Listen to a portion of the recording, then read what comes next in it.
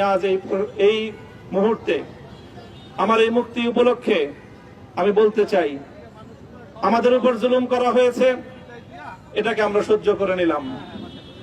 আমাদের ভাইদেরকে হত্যা করা হয়েছে, সেটাও সহ্য করে নিলাম।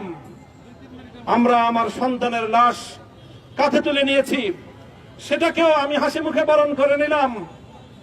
আমাদেরকে অপমান এবং লাঞ্ছনার সব ধরনের ষড়যন্ত্রের সম্মুখীন হতে হয়েছে, সেটাও আমরা হাসি মুখে বরণ করে নিয়েছি।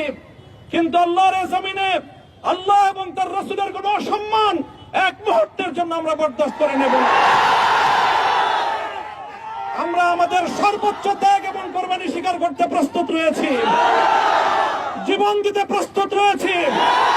আল্লাহর জমিনে আল্লাহর দ্বীনের ঝান্ডা সমুন্নত করেই আমাদের যাত্রা থামবে ইনশাআল্লাহ। হয়তো শাহাদাত, নয়তো খেলাফত ইনশাআল্লাহ।